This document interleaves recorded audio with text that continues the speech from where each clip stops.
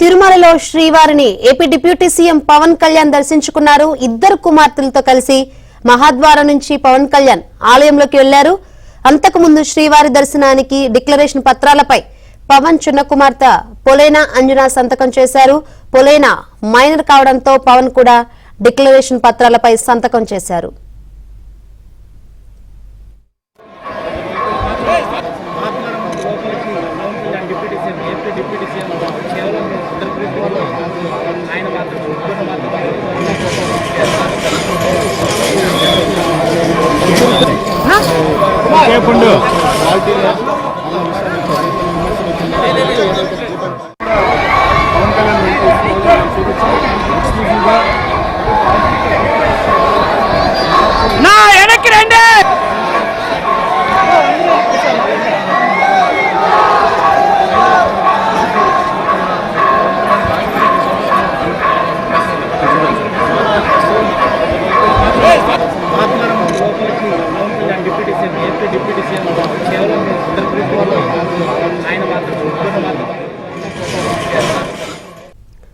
తిరుమలలో శ్రీవారిని AP deputy CM Pawan Kalyan దర్శించుకున్నారు. ఇద్దరు కుమార్తెలతో కలిసి మహాద్వారం నుంచి పవన్ కళ్యాణ్ ఆలయంలోకి వెళ్లారు. ఇక అంతకుముందు శ్రీవారి దర్శనానికి డిక్లరేషన్ పత్రాలపై పవన్ చిన్న కుమార్తె పొలేనా అంజనా సంతకం చేశారు. పొలేనా మైనర్ కావడంతో పవన్ కూడా డిక్లరేషన్ పత్రాలపై సంతకం చేశారు.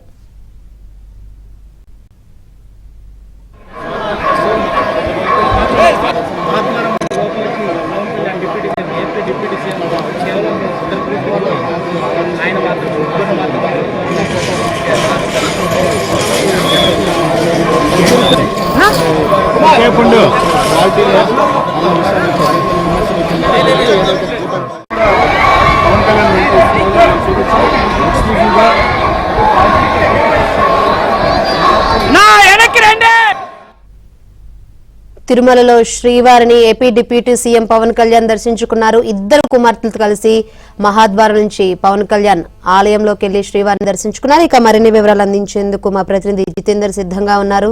జితేందర్, శంకరి, కాసేపటి క్రితమే ఏపీ డిప్యూటీ సీఎం తన ఇద్దరు కూతుర్లు ఆద్యాక్ష అలాగే అంజలితో కలిసి శ్రీవారిని దర్శించుకున్నారు. శ్రీవారి దర్శనార్థం నిన్న కాలినడకన తిరుమలకు చేరుకున్నటువంటి పవన్ కళ్యాణ్ ఈ ఉదయం తన ఇద్దరు కూతురులతో కలిసి మహాద్వారం గుండా ఆలయంలో ప్రవేశించి సోమవారం దర్శించుకున్నారు. తిరుమలలో అమలవుతున్న నిబంధనల ప్రకారం తన చిన్న కుమార్తె అంజలి హైందవేతరాలు కావడంతో ఆమె డిక్లరేషన్ సమర్పించి ఆమె మైనర్ కూడా కావడంతో అందులో పవన్ కళ్యాణ్ కూడా సంతకం చేసి ఆలయ నిబంధనల ప్రకారం తమకు శ్రీవారిపై భక్తి విశ్వాసాలు గౌరవం నమ్మకం ఉందని చెప్పి కూడా డిక్లరేషన్ సమర్పించిన అనంతరం సోమవారం దర్శించుకున్నారు. సోమవారం దర్శించుకున్న అనంతరం రంగనాయకుల మండపంలో వేద పండితులు వేద ఆశీర్వచనం పలక ఆలయ అధికారులు సోమవారి వచనంతో సత్కరించి శ్రీవారి తీర్థ ప్రసాదాలను అందజేశారు.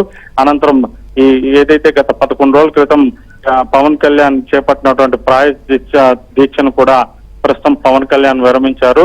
ఆ దర్శన అనంతరం నేరుగా పవన్ కళ్యాణ్ తిరుమలలోని అన్నదాన సత్రం వద్దకు చేరుకున్నారు. ప్రస్తుతం పవన్ కళ్యాణ్ మాతృశ్రీ వెంగమామ అంగప్రసాద్ కేంద్రంలో ఉన్నారు. అక్కడ అన్నప్రసాదాన్ని తయారు చేసేటటువంటి విధానాన్ని పరిశీలిస్తుండటంతో పాటు మరి కాసేపట్లోనే భక్తుల వద్దకు వెళ్లి భక్తులనటి కూడా అన్నప్రసాదంలో నాణ్యత రుచి ఎలా ఉందని కూడా వివరాలు తెలుసుకున్నారు. తదనంతరం ఆయన అన్నప్రసాదాన్ని కూడా స్వీకరించనున్నారు. ఈ అన్నదానంలో తనిఖీలు పూర్తయిన అనంతరం పవన్ కళ్యాణ్ నేరుగా కూడా ఆయన బస్ చేసినటువంటి గాయత్రి నిలయం వద్దకు వెళ్ళనున్నారు. ఈ రాత్రికి కూడా తిరుమలలోనే బస్ చేయనున్నారు. రేపు సాయంత్రం వరకు కూడా ఆయన గాయత్రి నిలయంలోనే ఉన్నారు. రేపు సాయంత్రం 5:30-6 గంటల ప్రాంతంలో తిరుమల నుంచి నేరుగా తిరుపతిలోని జగజ్జీవరాం సర్కిల్ వద్దకు చేరుకొని అక్కడ ఏర్పాటు చేసినటువంటి వారాహి సభలో కూడా పాల్గొననున్నారు. ఆ సభ అనంతరం పవన్ కళ్యాణ్ రేణుగుంట విమానాశ్రయానికి చేరుకొని ప్రత్యేక విమానంలో గన్నవరం కూడా వెళ్ళనున్నారు. పవన్ కళ్యాణ్ తో పాటు ఆయనకు అత్యంత సన్నిహితుడైన దర్శకుడు త్రివిక్రమ్ కూడా ఆయన వెంటే ఉన్నారు. ఆయనతో పాటు వెళ్లి సోమవారం కూడా దర్శించుకున్నటువంటి పరిస్థితి ఉంది. పవన్ కళ్యాణ్ ఆలయం వెలుపలకు వచ్చేటప్పుడు చేతిలో వారాహి అనే ఒక పుస్తకాన్ని కూడా తీసుకొని వచ్చి దాన్ని కూడా మీడియా ముందు ప్రదర్శించినటువంటి పుస్తకం ఇది ఉంది. ఆ పుస్తకంలో ఏముందన్న దానిపై ఇంకా అయితే క్లారిటీ రాలేదు. ఆ పుస్తకాన్ని అయితే చేతిలోనే పెట్టుకొని పవన్ కళ్యాణ్ వెళ్ళినటువంటి పరిస్థితి ఉంది. నిన్న కూడా నడక మార్గంలో తిరుమలకు వస్తున్నటువంటి సమయంలో తన చేత ఒక వైట్ బ్యాగ్ ను కూడా పవన్ కళ్యాణ్ తీసుకొచ్చినటువంటి పరిస్థితి ఉంది. ఆ వైట్ బ్యాగ్ లో కూడా ఏం పెట్టారా అనేది అయితే ఇప్పటికీ తెలియరాలేదు. అయితే ఆ వైట్ బ్యాగ్ లో ఈ వారానికి సంబంధించినటువంటి పుస్తకాన్ని తీసుకొచ్చారని చెప్పి కూడా ఆయన సన్నిహితులు చెప్తున్నటువంటి పరిస్థితి ఉంది. మొత్తానికి చూసుకుంటే ప్రస్తుతానికి అన్నదాన కేంద్రంలో పవన్ కళ్యాణ్ తనిఖీలు నిర్వహిస్తున్నటువంటి పరిస్థితి అయితే ఉంది శంకరి. అయితే జితేందర్, ఆ తర్వాత వారాహి సభ ఉండనుంది తిరుపతిలో అని తెలుస్తుంది. ఎప్పుడు ఉండే అవకాశం ఉంది? అసలు ఏం మాట్లాడతారని అంతా ఉత్కంఠగా ఎదురు చూస్తున్న పరిస్థితులు అయితే కనిపిస్తుంది. దానికి సంబంధించి ఎటువంటి ఏర్పాట్లు చేశారు? దానికి సంబంధించి అప్డేట్స్ ఏంటి?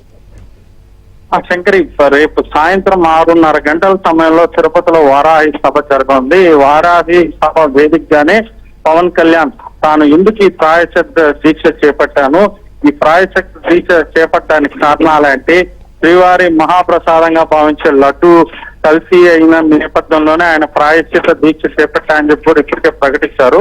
అయితే ఈ గత 5 ఏళ్ల వైసీపీ పాలనలో తిరుమలలో జరిగినటువంటి అవినీతి అరాచకాల పైన కూడా ఆయన రేపు ప్రధానంగా కూడా ఆ సభలో ప్రసంగించేటటువంటి అవకాశం ఉంది. గతంలో విచ్చలవిడిగా అవినీతి జరిగిన కారణంగానే భక్తులు కూడా చాలా ఇబ్బందులు కూడా ఎదుర్కొన్నారు. రివర్స్ టెండరింగ్ విధానం మొత్తం కూడా టీటీడీని పంపముంచినటువంటి పరిస్థితి. ఈ నేపథ్యంలోనే భక్తులు నాణ్యమైన అన్నప్రసాదాలు దొరక్క లస్సీలో కూడా నాణ్యత లోపించి ఇలా కల్తీ నెయ్యిని కూడా వాడి భక్తులు మనోభావాలను కూడా దెబ్బతీశారు. ఇలా చెప్పుకుంటూ పోతే చాలా అక్రమాలు అవినీతి టీటీడీలో జరిగినటువంటి నేపథ్యంలోనే తాను ప్రాయశ్చిత్త దీక్ష కూడా చేపట్టాను. వాటన్నిటికి కూడా ఇది పరిహారంగానే తాను 11 రోజుల పాటు ప్రాయశ్చిత్త దీక్షలో ఉన్నాను కనుక ఈ సభ ద్వారా ఆయన మొత్తం కూడా ఈ పనులంతా ఎప్పుడు జరిగింది, ఎలా జరిగింది అన్న దానిపైన కూడా ప్రజలకు ఒక స్పష్టత ఇచ్చేటటువంటి అవకాశం ఉంది. దీంతోనే ఈ వారాహి సభపై కూడా ఒక ఉత్కంఠ నెలకొన్నటువంటి పరిస్థితి అయితే ఉంది.